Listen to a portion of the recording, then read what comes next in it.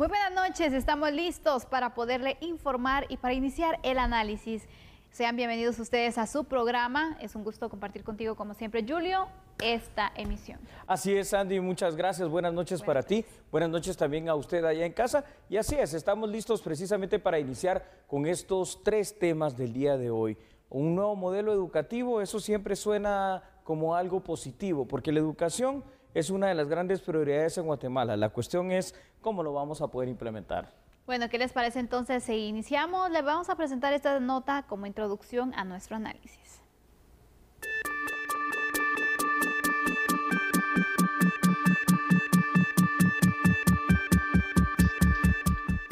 El Centro de Investigaciones Económicas Nacionales CIEN desarrolló y presentó una propuesta educativa denominada Pongámosle Turbo a la Educación. El proyecto se enfoca en un modelo educativo que toma en cuenta los factores que fomentan el aprendizaje de las competencias para el siglo XXI, utilizando una metodología que permita alcanzar a mayor número de estudiantes.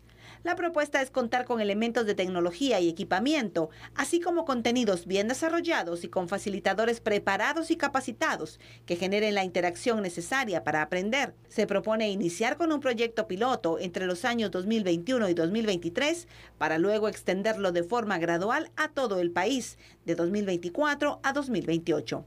Aunque destacan que la temporalidad puede disminuir si se considera dentro de las prioridades de política pública y de acuerdo con las alianzas estratégicas.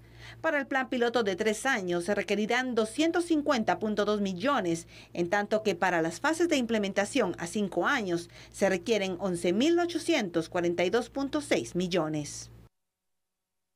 Mejorar la educación en Guatemala, definitivamente uno de los grandes retos. Y entonces vamos a hacer, Sandy, precisamente el análisis de cuál es este modelo que se está proponiendo para lograr un objetivo tan importante, porque siempre que hablamos de educación y tecnología parece una combinación positiva. Por supuesto, vamos entonces a mostrar esos retos y esas oportunidades que se pueden tener para que la educación en Guatemala se mejore. Claro que sí. Ahí los tiene usted en pantalla los primeros datos. Sandy, la educación, para empezar, es uno de los 30 derechos humanos que están consignados en la Declaración Universal de Derechos Humanos y también está garantizada en la Constitución Política de la República de Guatemala. Sin embargo, hay que recordar que la pandemia del COVID-19 vino a cambiar en primer lugar ese modelo educativo tradicional y nos ha dejado como lección la necesidad de implementar ya como algo permanente la tecnología para el proceso educativo. Una propuesta presentada por el CIEN va orientada hacia un plan piloto que pretende facilitar la tecnificación de algunos centros educativos. Este esfuerzo también requiere, Sandy, la preparación y la capacitación de facilitadores que puedan servir de eslabón entre esta tecnología y los alumnos. Ahora, esto suena muy bien y como un plan piloto, pues seguramente va a ser bueno implementarlo. La pregunta es, ¿será sostenible en primer lugar esto en el tiempo? Es decir, ¿el Estado de Guatemala posteriormente podrá hacerse cargo de algo así? ¿Será también compatible entre la educación pública y la educación privada, poder nivelar un sistema tecnificado? Y de alguna manera también, ¿cómo vamos a hacer en aquella Guatemala profunda, la Guatemala rural? Es un gran reto, Julio, el que se tiene en cuanto a la educación, pero sin duda alguna también es una necesidad la que se plantea de ir tecnificando, de ir pues inyectando también contenido que vaya orientado al uso de la tecnología. Sí. Y que de esta manera también se pueda tener estudiantes capacitados que puedan optar a las diferentes oportunidades, Julio, porque para nadie es un secreto que la tecnología en este momento y conforme pasa el tiempo también se ha convertido en una necesidad. Es correcto, Sandy. Voy a decir algo que para muchos va a parecer probablemente hasta una situación sacrílega, pero que honestamente, como están las capacidades tecnológicas, al día de hoy esto debería ser así. Probablemente no solo en Guatemala, sino que ya lo es en muchos países. Es decir, el tema de poder interconectarte a la tecnología, es decir, el denominado Wi-Fi, debería ser un derecho igual para todos, en todas partes del país de manera gratuita deberías de lograr hacerlo.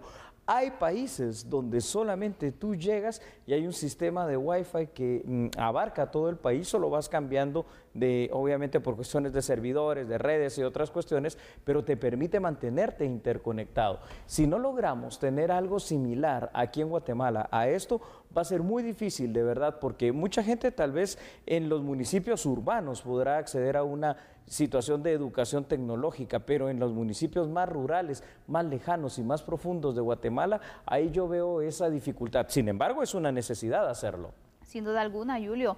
Y vemos también entonces que para eso se necesita inversión. Sí. Pero para eso también podrían fusionarse distintos proyectos, es decir, las alianzas público-privadas podrán ir funcionando para que de esa manera llegue la tecnología a todas las escuelas, pero especialmente, Julio, al interior del país, que es donde se ha visto mayor dificultad también de ingreso. Definitivamente, Sandy, hemos aprendido durante este año 2020 y aquí habría que preguntarnos, ¿no? Como una primera lección, si esta situación de las clases a distancia, las clases virtuales, que digamos que va a ser una tendencia, ¿fueron la mejor de las experiencias o no para este año? Creo que para este primer año fue un proceso de aprendizaje en el cual tal vez quedaron más a deber que cuestiones positivas en cuanto a esto. Sin embargo, esto es para el caso guatemalteco. Si nos vamos a Europa, por ejemplo, lo que son las maestrías y otro tipo de cursos que dan las mismas universidades son completa y 100% virtuales, lo que nos da a entender el atraso o el rezago que tenemos en Guatemala en el uso compatible de la tecnología y del proceso educativo. Y aquí hablamos más de facilitadores, más que de lo que son maestros. Fíjate una situación, Sandy, aquí seguimos aprendiendo con libritos, de alguna manera físicos, cuando realmente ya podemos acceder a todo un universo donde está contenida la información que le sirve a cada uno de los alumnos en los distintos grados académicos. Y aprovechar también esas facilidades, Julio, porque ahora los niños, los jóvenes tienen una facilidad para poder absorber todo el contenido, correcto. Para que rápidamente puedan pues saber cómo funcionan ciertos programas, ciertas aplicaciones. Es decir, están al tanto de la tecnología, pero no todos tienen acceso a la misma. Así es, no todos tienen acceso a la misma en un país tan desigual como el nuestro. Vamos con otros datos porque es importante seguir sustentando este proyecto que me parece muy importante. Entonces, veamos por favor lo que tenemos en pantalla. El uso de la tecnología aún es una dificultad para muchas personas en Guatemala y el problema se acentúa cuando se trata del interior de la República. Otro de los factores que pueden constituirse en una dificultad para este nuevo modelo educativo futurista es el tema presupuestario, pues al final de cuentas la tecnología en países como el nuestro termina siendo cara. También habrá que evaluar si las instituciones educativas públicas y las instituciones educativas privadas podrán ir a la par en cuanto a la implementación y el desarrollo con la misma facilidad del uso de la tecnología en la educación, o si vamos a ver por algo ya por default como una situación de rezago en el tema público. Guatemala, imagínate, Sandy, estas cifras para el siglo XXI. Es un país donde al menos de forma oficial, porque la cifra puede ser mayor, 1.2 millones de personas no han tenido la oportunidad de asistir a un aula de clases de forma física, de forma presencial. Y si eso pasa de forma presencial, aquí es donde está mi temor para el tema de la tecnología. Pero tenemos que entender que Guatemala tiene prioridades y las prioridades están bien marcadas. Ni siquiera en los planes de gobierno se debería estar hablando de eso porque es obligación del Estado. Brindar seguridad, brindar educación, brindar salud, brindar desarrollo, oportunidades de trabajo, entre otras cosas. Así que aquí tenemos una primera prueba o una primera oportunidad para abrirnos literalmente a la tecnología en la educación. Es necesario, sin duda alguna. Yo con eso me quedo porque sabemos entonces que el mundo va cambiando, que el mundo se va modernizando cada vez y nosotros nos vamos quedando atrás. Así es. Y de esta manera también lo que estamos haciendo es dejar atrás las oportunidades que puedan tener nuestros niños, nuestros adolescentes. Entonces es importante que se le pueda apuntar a ir tecnificando, a ir incorporando la tecnología, hacer esto no un sueño lejano, sino empezar a luchar y a trabajar para que sea una realidad. Una realidad. Así que nos quedamos con esa conclusión y nosotros vamos a ir a una pausa comercial. Pero cuando regresemos vamos a hablar de otro tema que es demasiado importante en Guatemala, el medio ambiente y el manejo de desechos sólidos. Así es, vamos a hacer una pausa en este momento, le invitamos a seguir en sintonía porque regresamos enseguida. Por favor, señoras y señores, no cambien, recuerde que nosotros somos A la Medida.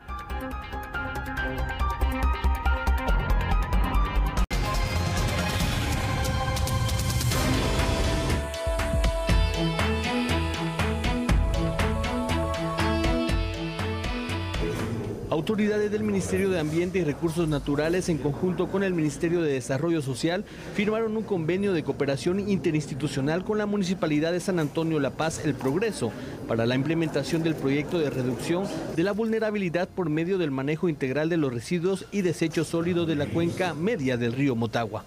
La iniciativa consiste en la activación de un plan piloto que busca que integrantes de 360 familias que habitan cerca de la cuenca del río Motagua puedan recolectar los desechos sólidos de las calles y evitar que lleguen al afluente. Por su trabajo serán beneficiados con una bolsa de alimentos.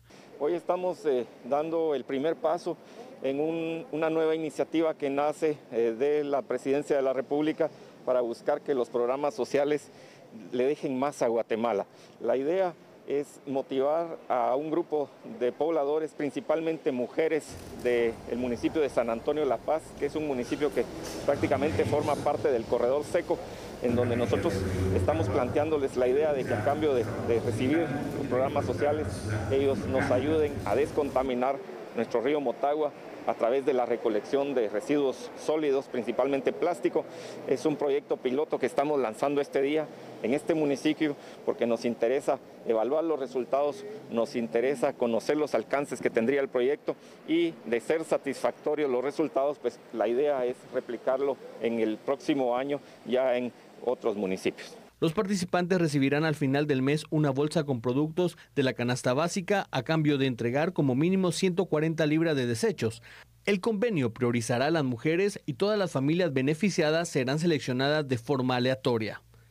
La iniciativa evitará que más de 50,000 libras de plásticos lleguen al Motagua, lo que tendrá un fuerte impacto en esa fuente hídrica. Creo que debe decir, Sandy, que cualquier proyecto, programa o acción que venga a trabajar en beneficio de la recuperación, del mantenimiento y del sostenimiento del medio ambiente en Guatemala, hay que verlo de manera positiva. Recordemos cómo hemos sido afectados por la contaminación que hemos creado nosotros mismos y cómo hemos sido afectados también fuertemente como país por el cambio climático. Totalmente, Julio. Toda iniciativa que venga a sumar en este punto es necesaria y especialmente en el río Motagua, que sabemos la situación tan complicada que ha atravesado por varios años, y especialmente también en estas emergencias naturales que se han registrado donde se ha visto aún más esa contaminación, Julio. Hay que hacer algo urgente. Es correcto, Sandy. Y por eso es que se ha firmado este convenio como un plan piloto, una cooperación tripartita entre la municipalidad de este municipio del Progreso, entre lo que es el Ministerio de Desarrollo Social y, por supuesto, como tenía que ser, el Ministerio de Ambiente. Veamos algunos datos, por favor, a través de nuestra producción, para que podamos hacer el análisis correspondiente. Guatemala, Sandy, vamos con situaciones que van a parecer duras, pero hay que decirlas una vez más porque es la realidad. Hoy por hoy es el cuarto país a nivel mundial más vulnerable al impacto del cambio climático y al impacto de la contaminación. Es decir, algo tenemos que hacer urgentemente para revertir esta situación. En varias ocasiones, fíjate, Sandy, Honduras ha estado a punto de demandar bajo los instrumentos del derecho internacional público al Estado guatemalteco, y esto por la vergonzosa, hay que decirlo también, cantidad de plásticos y de desechos sólidos que les llega a través del río Motagua. Para ello, en su oportunidad, el Estado guatemalteco implementó las denominadas biobardas a efecto de tratar de contener, al menos en parte y en manera, las toneladas de residuos plásticos que llegan a ese vecino país. Por cierto, hablando del plástico, el plástico es un material que en materia ambiental y ecológica es prácticamente indestructible, Sandy, y causa un daño al medio ambiente y a la biodiversidad inmenso, porque al final de cuentas ahí no solo va el tema de la contaminación como lo estamos viendo en pantalla, sino que también cómo afecta a ciertas especies endémicas de la fauna, precisamente que al confundir el plástico con cualquier otro objeto, hasta comestible, pues terminan muriendo víctimas de esta situación. Así es, vemos entonces cómo ya se han visto distintas consecuencias derivadas de la contaminación que se ha registrado en este afluente. Y también, Julio, ¿qué podría pasar si en un par de años no se hace nada? Las consecuencias serían grandes, no solo para nosotros, como tú bien lo apuntabas, sí, sino Sandy, que también recordemos que hay pues otros países con los que compartimos esta situación y que les estamos pues dejando prácticamente estas malas prácticas. Malas prácticas, y fíjate cómo es de importante una situación. ¿Por qué? Y yo me pregunto, ¿verdad? ¿Por qué si estamos en esta situación tan caótica, tan dramática, tan terrible en el tema del medio ambiente, por qué no es parte del pensum de estudios en todos los niveles el tema medioambiental? Es decir, creo que el currículum nacional base algún día, en algún momento debería de cambiar, porque el que está evidentemente no está actualizado a la realidad de nuestro país, no solo con el tema de la tecnología como en el tema anterior, sino que en este tema de la conservación y preservación, porque si desde pequeñitos se le enseña a los niños a cómo, por ejemplo, reciclar lo que es papel, desechos orgánicos, sólidos, vidrio y plásticos, podríamos empezar a revertir y a cambiar esta historia tan dramática que hemos tenido como país, en el cual hemos hecho un daño inmenso realmente a lo que es nuestro medio ambiente. Y lo peor de eso, yo creo que deberíamos también de empezar a castigar más fuertemente con todo el poder coercitivo del Estado a todo aquel particular, empresa o quien sea que se dedique a contaminar de cualquier manera nuestros ríos, nuestros lagos o cualquier parte del territorio nacional. Totalmente, Julio. Y sabemos que parte también de esa modificación que se debería hacer de crear mayor conciencia sobre los cuidados en el medio ambiente es tener en cuenta ciertas normas básicas. Por ejemplo, la basura, ¿dónde se debe tirar? Así es. Empecemos por ahí, después vamos con la clasificación, para que de esa manera se vayan rompiendo ciertos moldes culturales, si lo podemos llamar así, de que, bueno, tienes una basura, la tiras en cualquier lugar, por ahorrarte un dinero para la extracción de basura también, entonces decides irlos a tirar en lugares... A los ríos, a los barrancos. Como estos, exacto. Entonces, terrible. Empecemos por ahí. Vamos creando y dando ejemplos de cómo se debe hacer un adecuado y responsable manejo de los residuos. Así es, y sabes que eso me lleva a pensar a lo siguiente, inclusive... Veámoslo como una situación de emprendimiento. ¿Por qué? Porque fuera del tema medioambiental, ese reciclaje puede servir hasta para producir un poco de plata, ¿no? Para volver a reutilizar ciertos materiales. Y en materiales tan dañinos como el plástico, este puede ser tratado. Y fíjate que ya hay desarrolladores guatemaltecos que lo que han estado haciendo son bloques, literalmente bloques construidos del reciclaje del material plástico. Y con este pues se pueden hacer literalmente estructuras como casas o cualquier otra construcción. Entonces, ¿por qué no empezamos realmente a utilizar de una buena manera y de una buena forma esto? Ahora, esto requiere no solo la educación, esto requiere la implementación de la tecnología y esto requiere la implementación de una cultura medioambiental en cada uno de los guatemaltecos. Pero implementar una cultura de estas nos conllevará algunos años. Totalmente, pero tenemos más datos, Julio, para seguir ampliando este análisis e ir creando entonces la conciencia sobre un tema tan importante. Claro que sí, Sandy. Sabes que como proyecto piloto, el Ministerio de Ambiente y Recursos Naturales, el Ministerio de Desarrollo Social y la Municipalidad de San Antonio, La Paz del Progreso, implementaron entonces este proyecto para el manejo de desechos sólidos. Guatemala, para quienes no lo sabían, cuenta con una política que se llama Política para la Gestión Integral de Residuos y Desechos Sólidos. Y este proyecto lo que pretende es esto, precisamente educar a los habitantes de este municipio allá en El Progreso.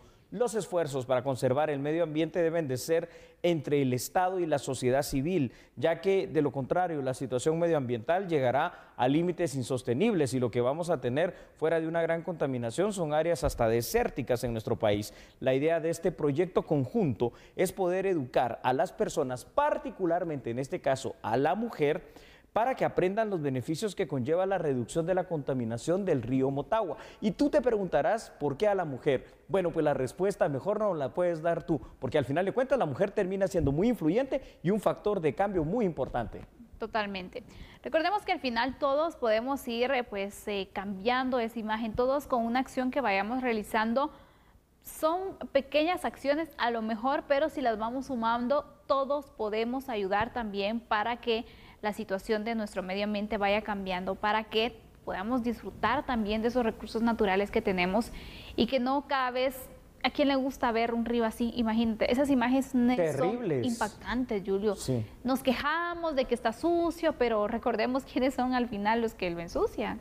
Exacto, somos nosotros los humanos. Y una cosa que nos debe de llamar la atención, hay lecciones muy duras que no hemos aprendido aquí en Guatemala. Por ejemplo, en la década de los años 80, por ejemplo, el lago de Amatitlán era un factor muy lindo, muy cercano a la ciudad capital. Hoy miremos lo que es lamentablemente el lago de Amatitlán. Miremos cómo están cada uno de nuestros ríos, porque prácticamente ya no podemos decir que encontramos uno que no esté contaminado. ¿Y sabes qué es lo peor? Bellezas únicas en el planeta, como el lago de Atitlán en Sololá, si no los cuidamos y si no tenemos esa cultura ambiental, de aquí a 20 años, pues será la misma historia. Por eso también, Julio, cuando hablabas un poco acerca del tema educativo, de cómo se tiene que ir pues creando más conciencia y aparte informando más a los estudiantes sobre el cuidado del medio ambiente, también sería oportuno que en los proyectos de grado se pudiera tener algún tipo de iniciativa, algún tipo de, pues, algún proyecto, valga la redundancia, en el cual también se cree conciencia y se busquen soluciones. ¿Sabes que aprendí algo en estos últimos días de un buen amigo y algo que es muy importante? Fíjate cómo somos aquí, no tenemos esa cultura de reforestar y los esfuerzos a veces de reforestación no son, digamos, apoyados por las mismas instituciones de gobierno a las cuales pues obviamente se dedican a esto, como el INAV y otras tantas, si no tienen los permisos pertinentes. Pero en Guatemala, y fíjense ustedes la sabiduría que tenían los mayas, en Guatemala el cacao en la época de los mayas lo utilizaban no solo como una bebida, una cuestión sagrada y todo eso, sino que lo utilizaban también como una moneda porque era muy valioso.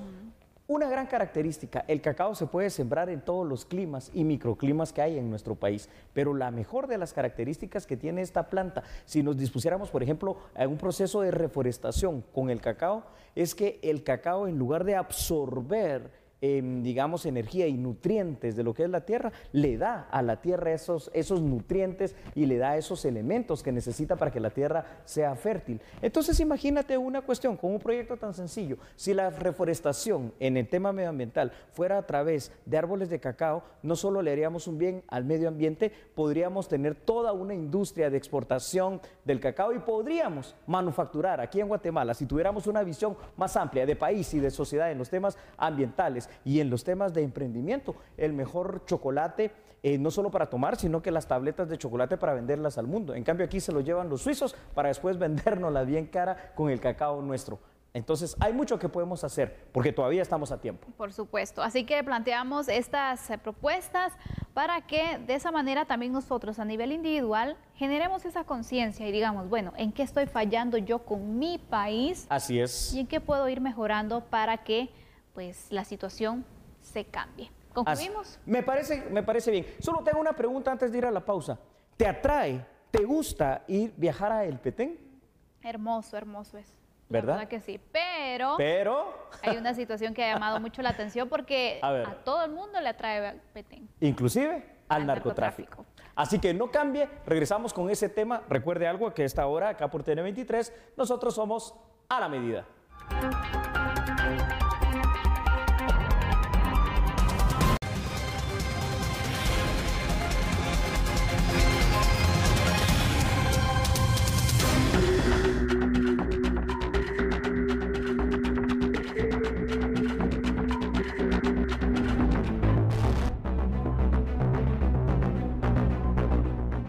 En horas de la mañana de este jueves, personal del Ministerio Público y Policía Nacional Civil finalizaron con el conteo de la droga incautada dentro de una avioneta que fue localizada incinerada en la Laguna del Tigre, en el departamento del Petén.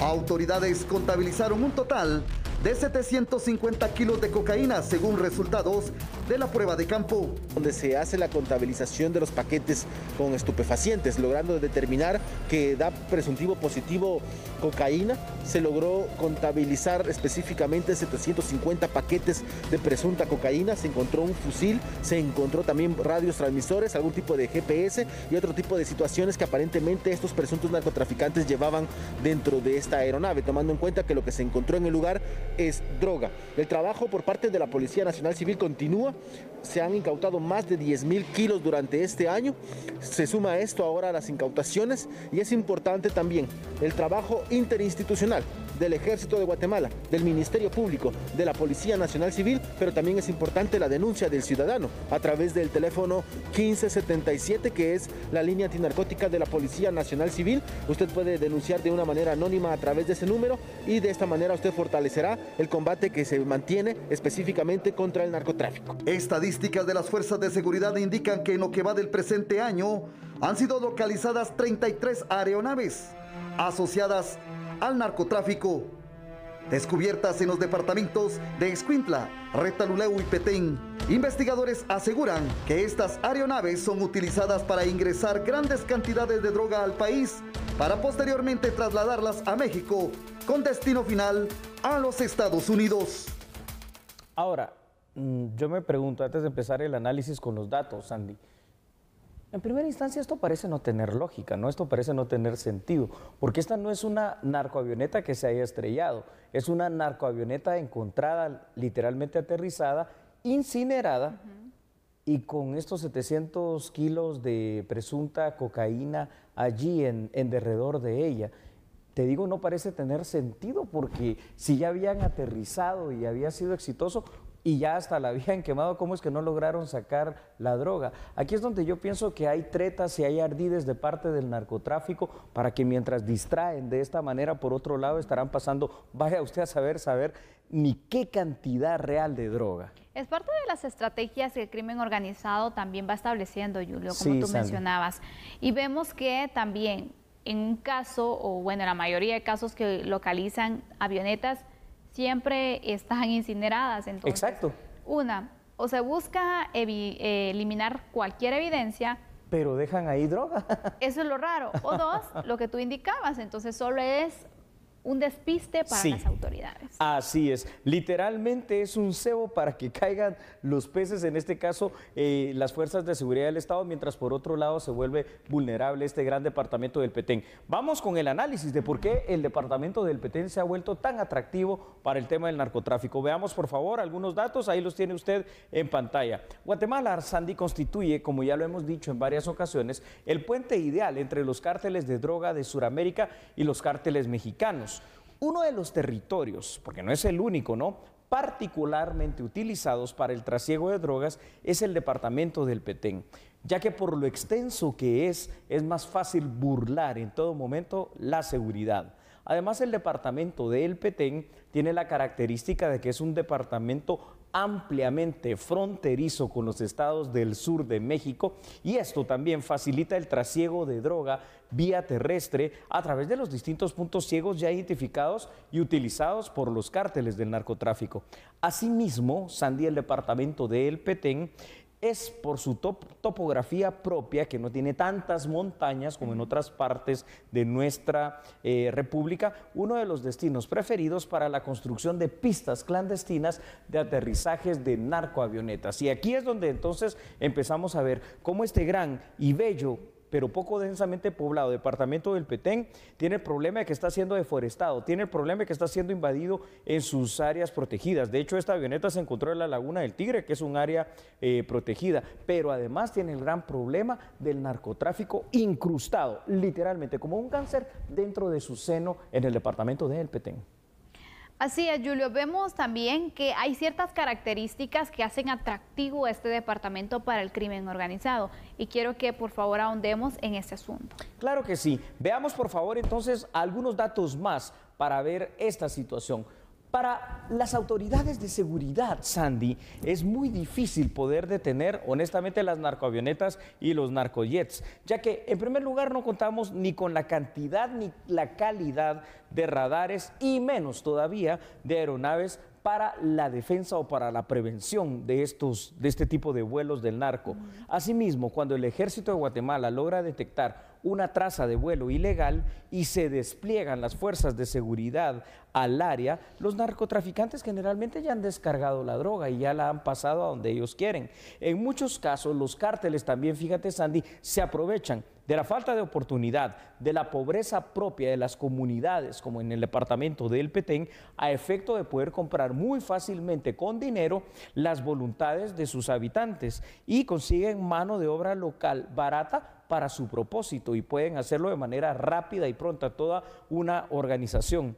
Para combatir de mejor manera entonces el narcotráfico necesitamos contar con varias cosas, pero entre ellas aeronaves que sean capaces de interceptar y de forzar el aterrizaje de las narcoavionetas, porque no podemos pretender, Sandy, combatir al narcotráfico que tiene todo el dinero del mundo para comprar la mejor tecnología y el mejor armamento de la forma en que lo estamos haciendo actualmente. Totalmente, Julio, porque sabemos que también son puntos que se utilizan donde se han encontrado incluso narcolaboratorios y pues las operaciones donde hay mucha área restringida también. Sí, así es. Entonces vemos que se está pues desafiando también a la autoridad, se está utilizando y conociendo muy bien el área para saber dónde establecerse. Entonces debe existir un mayor esfuerzo, un mayor apoyo también para las fuerzas de seguridad para que de esta manera pues puedan tener una lucha real, una lucha con el equipamiento necesario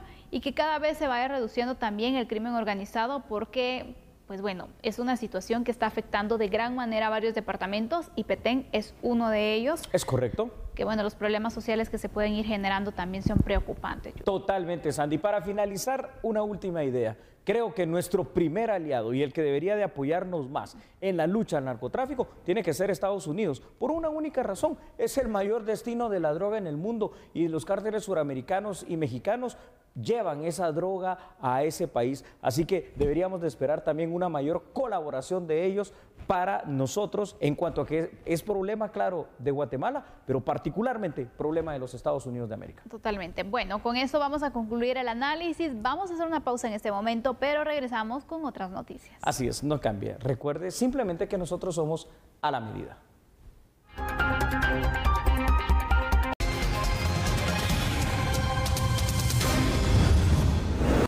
Y es siempre un gusto y un honor tenerlo de vuelta para esta parte informativa de A la Medida. ¿Sabe usted que el Estado de Guatemala y el Banco Centroamericano de Integración Económica están a punto de completar y finalizar todos los procesos administrativos requeridos para el estudio de prefactibilidad de la construcción de un tren de carga en territorio nacional? ¿Quiere saber más información? Claro que sí, aquí la tiene en A la Medida. El tren de carga es un proyecto que buscaría conectar el Pacífico con el Atlántico en Guatemala. Los fondos forman parte del apoyo que realiza Corea del Sur en la región y se coordina a través del BCIE. Se está trabajando de manera muy cercana con CEGEPLAN, con el Ministerio de Finanzas Públicas. Ya estamos en una etapa final de obtener esas autorizaciones. Esperamos que esto tenga lugar en los próximos 15 días. Hablamos por alrededor de un monto de $600,000 en esta etapa inicial, que va a consistir en el análisis de la situación actual y la identificación de la realidad que hay en torno al tren de carga en el país. Y esto nos pone en un lugar privilegiado como Guatemala, en el sentido que es una iniciativa que se está también fomentando con el apoyo del Ministerio de Economía y Finanzas de la República de Corea a través de Kepsin Bank, en donde han identificado este proyecto a nivel regional como un proyecto clave, precisamente no solo para Guatemala, sino también para la región centroamericana. Asimismo, dicha entidad aprobó un programa de reconstrucción para la región. Si Guatemala lo requiere, se tendrían disponibles $270 millones.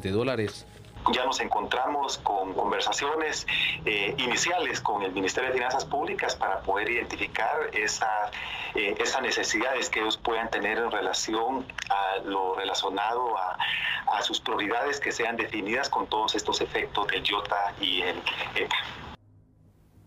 Y en el caso penal conocido como Bancafé, hoy se revisó en el juzgado B de mayor riesgo la medida sustitutiva del procesado y banquero Eduardo González.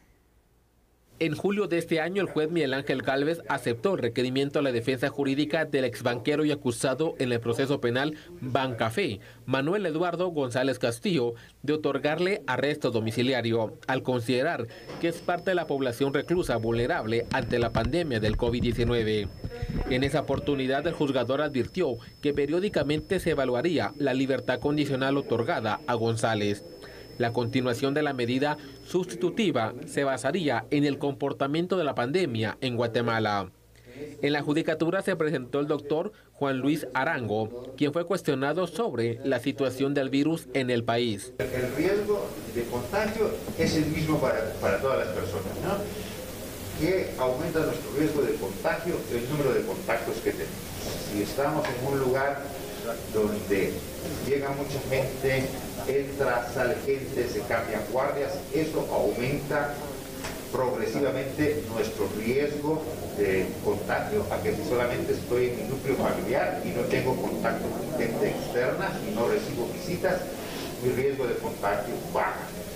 Si tengo más de 60 años de edad, mi riesgo de muerte aumenta. El abogado defensor del exbanquero González Castillo pidió que su patrocinado continúe con arresto domiciliario, considerando que los casos de COVID-19 siguen en aumento.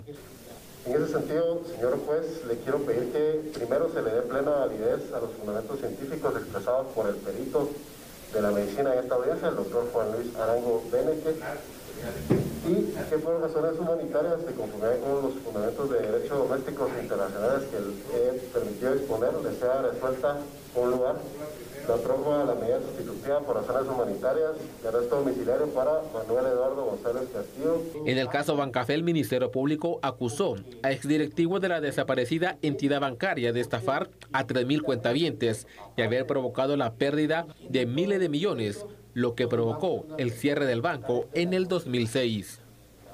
Gracias por su atención. Nos vemos mañana. Hasta mañana, que descanse. Feliz noche. Chao. Adiós.